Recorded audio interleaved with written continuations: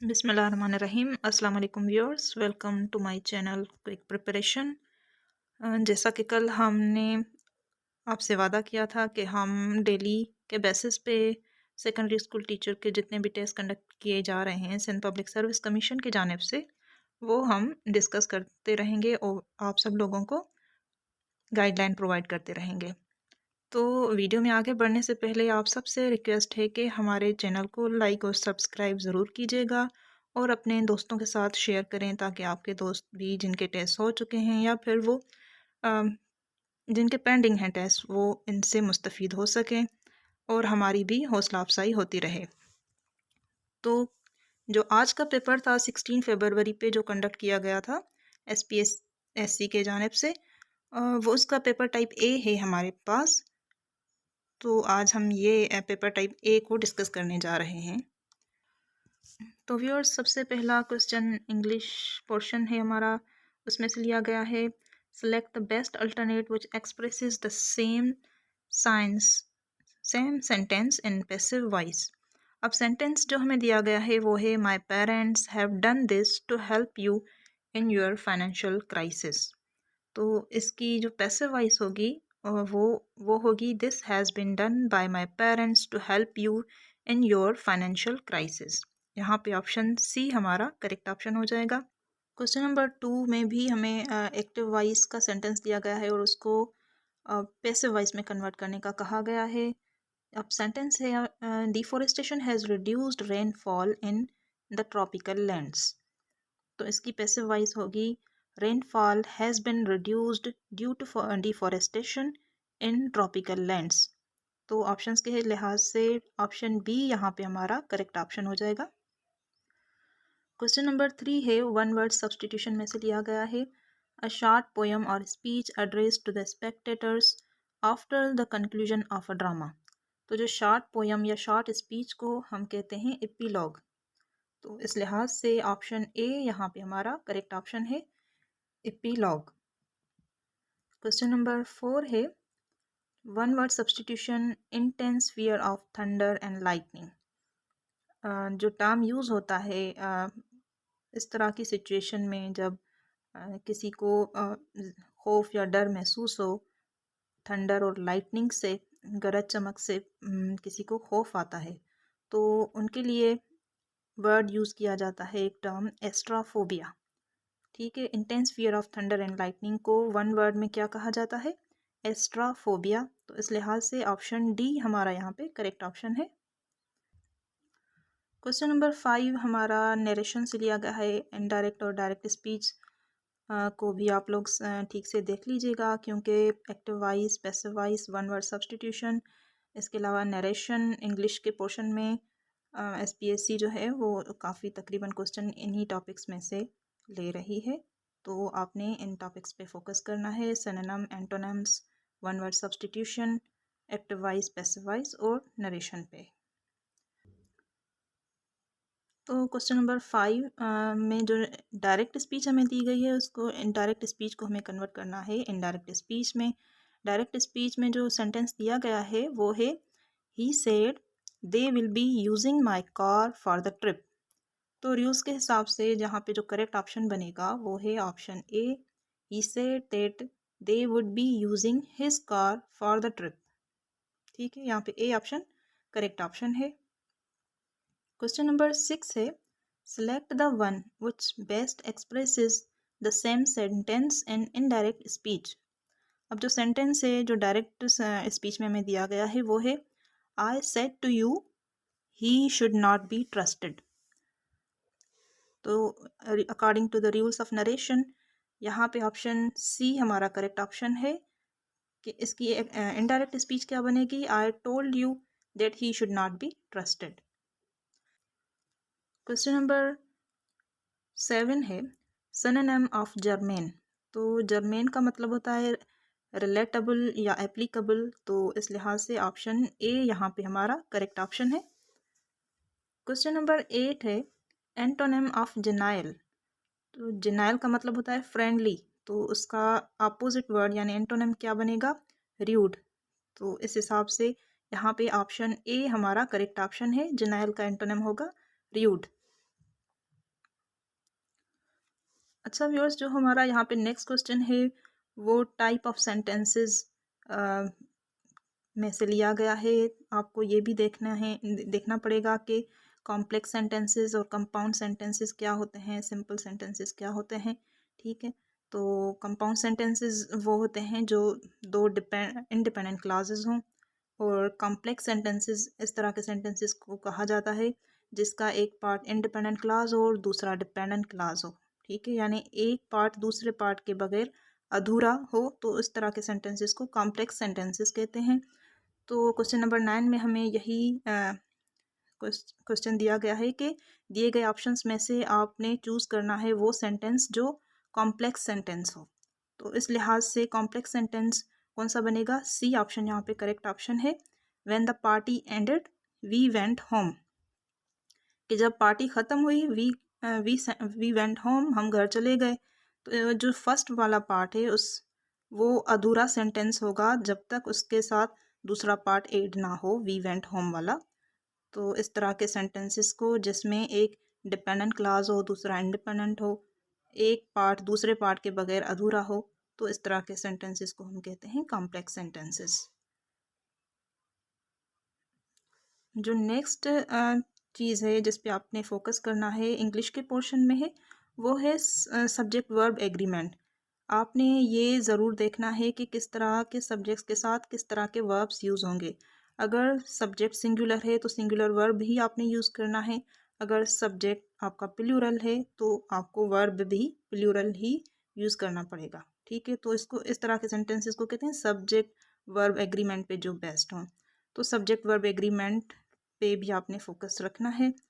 तो इसमें हमें पूछा गया है सवाल नंबर जो 10वां है कि select the sentence with correct subject verb agreement. तो इस लिहाज से जो सेंटेंस है बी वाला वो करेक्ट सेंटेंस होगा। Each of the books is interesting. अब ईच के साथ हमेशा सिंगुलर वर्ब ही यूज़ होता है, इसलिए हमने ये वाला सेंटेंस क्यों करेक्ट समझा या करेक्ट चूज़ किया, क्योंकि ईच जो है वो सिंगुलर सब्जेक्ट है और इस जो है वो सिंगुलर वर्ब है।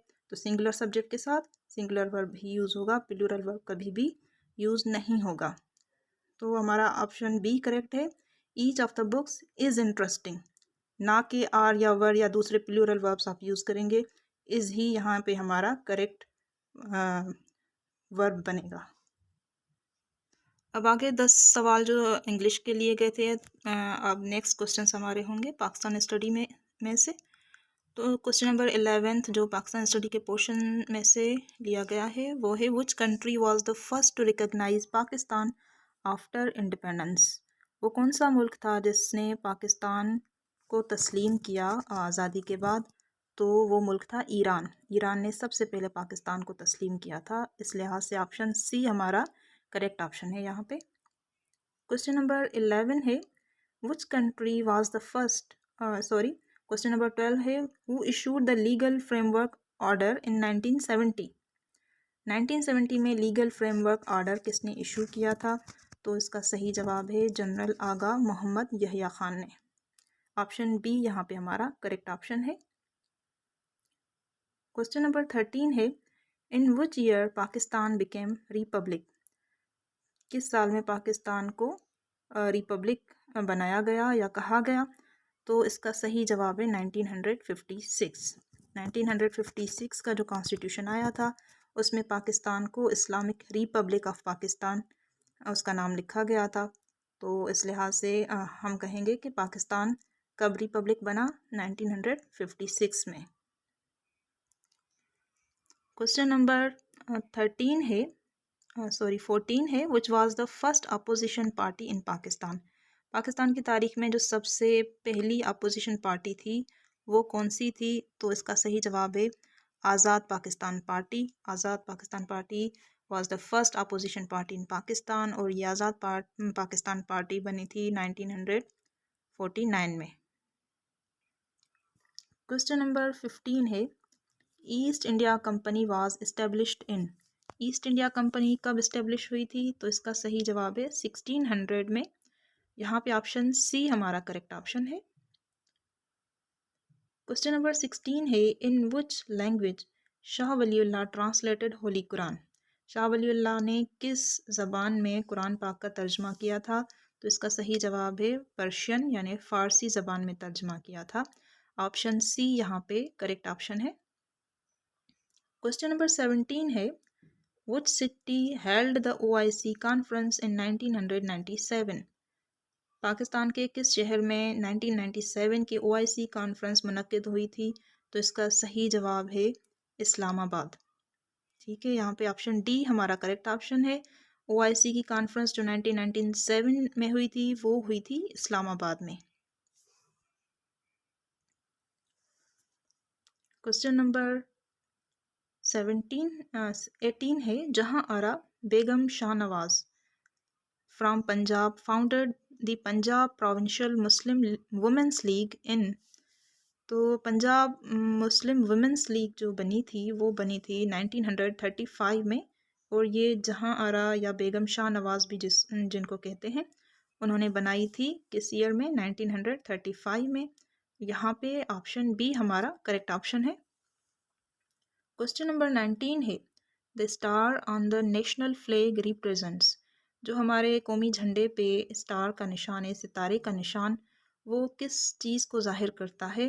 तो इसका सही जवाब है वो ज़ाहिर करता है लाइट एंड नॉलेज को। यहाँ पे ऑप्शन बी हमारा करेक्ट ऑप्शन है। क्वेश्चन नंबर 20 है how many shaheeds have received Nishan Haider to date for their extraordinary gallantry.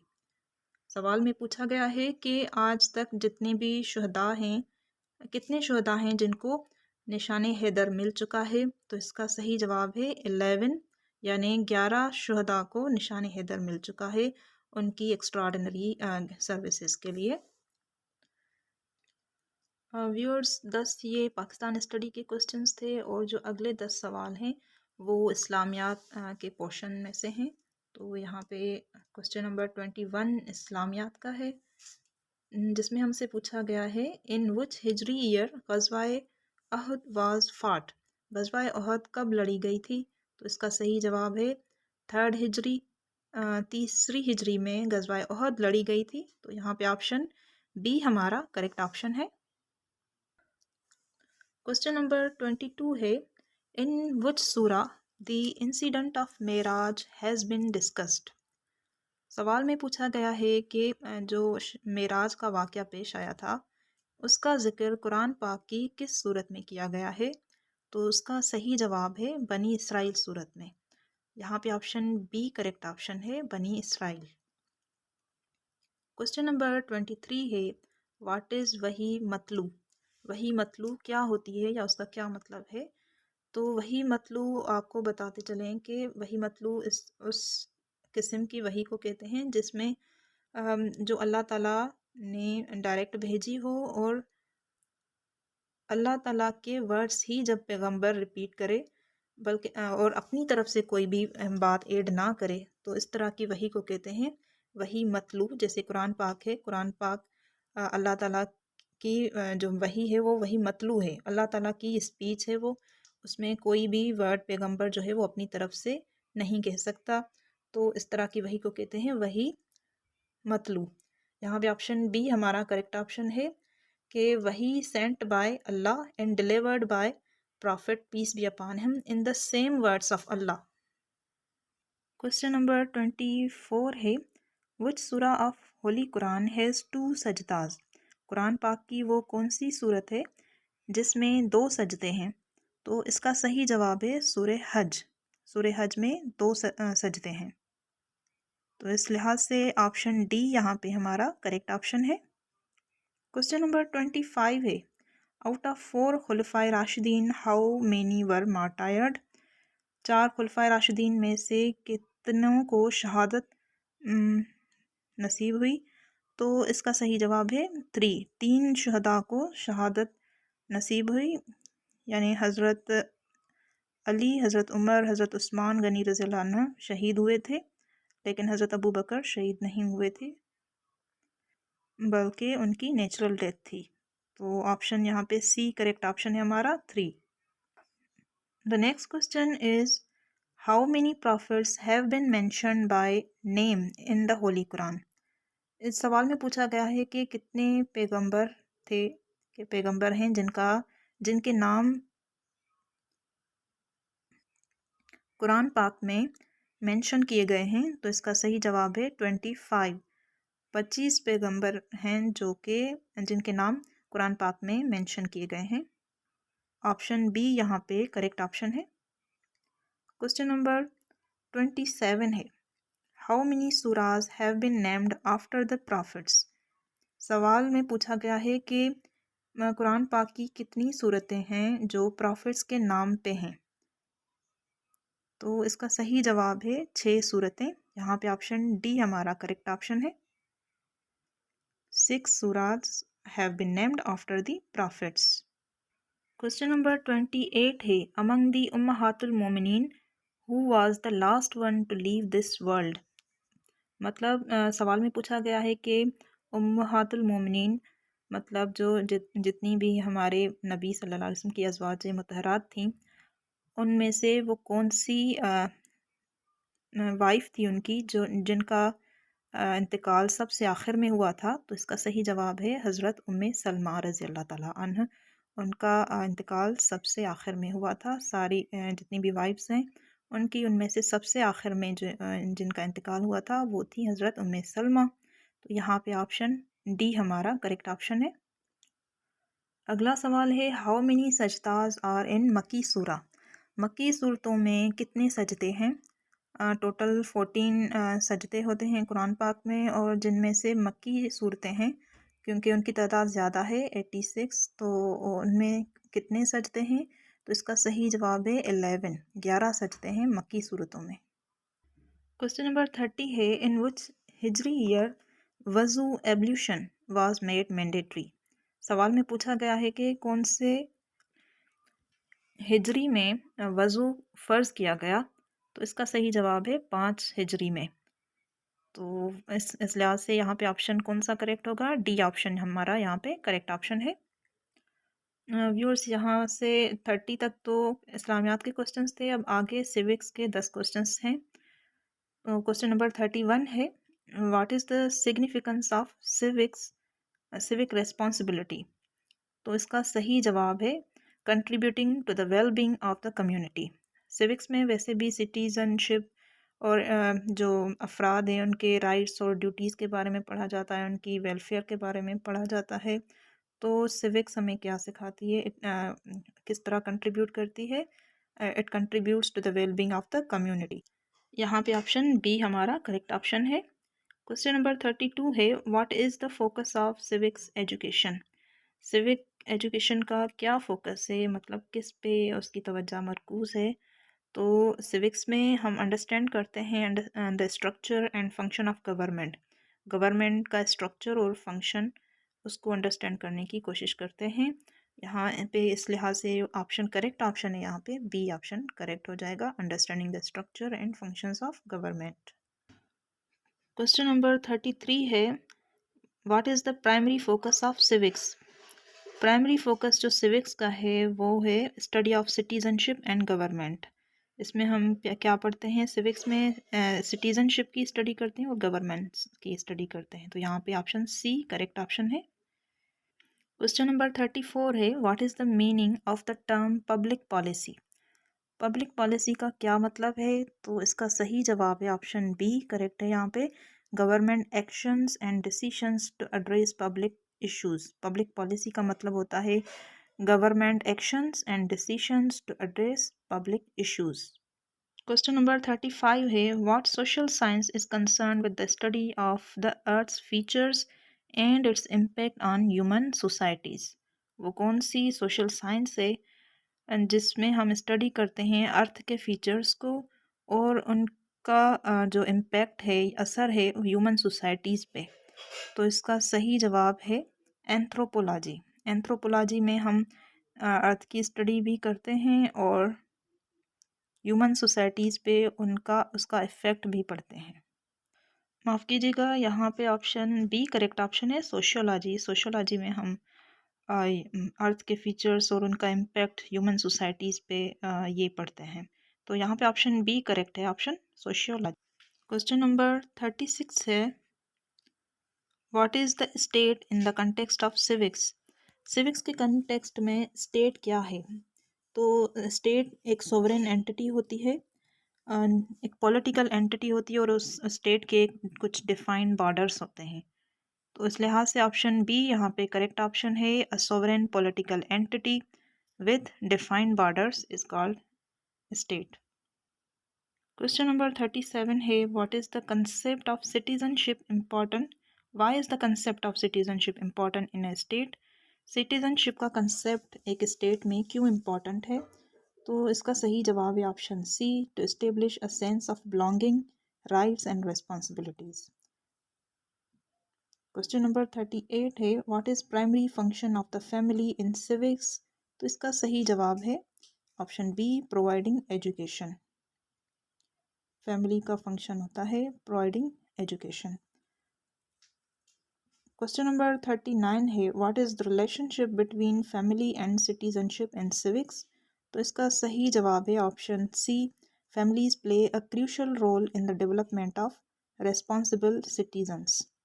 मतलब फैमिलीज ही रोल प्ले करती हैं रेस्पॉन्सिबल सिटीजन्स को बनाने में या किसी भी सिटीजन को रेस्पॉन्सिबल बनाने में। क्वेश्चन नंबर 40 है how does the concept of cosmopolitan citizenship differ from traditional notions of citizenship? तो इसका सही जवाब है option B, traditional citizenship is based on loyalty to a nation while cosmopolitan citizenship emphasizes global identity and responsibility। तो viewers ये थे सारे common questions. बाकी जो नेक्स्ट पोर्शंस हैं वो उर्दू और सिंधी के पोर्शंस हैं। अगर आप चाहते हैं कि हम वो पोर्शंस भी आपके साथ डिस्कस करें तो काइंडली कमेंट्स में अपने राय का इजहार कीजिए। और आखिर में आप सबसे रिक्वेस्ट है कि हमारे चैनल को ज़रूर सब्सक्राइब करें, लाइक करें और अपने दोस्तों के साथ शेयर करना ना भूलिए। साथ साथ ये भी आपसे रिक्वेस्ट है कि हमारे चैनल को रेगुलरली विज़िट करते रहिएगा ताकि जो जितने भी क्वेश्चन पेपर्स हैं उनसे हम आपको अपडेट करते रहें। इंशाल्लाह कल फिर हाज़िर होंगे एक नए क्वेश्चन पेपर के साथ और उसको हम डिस्कस करेंगे।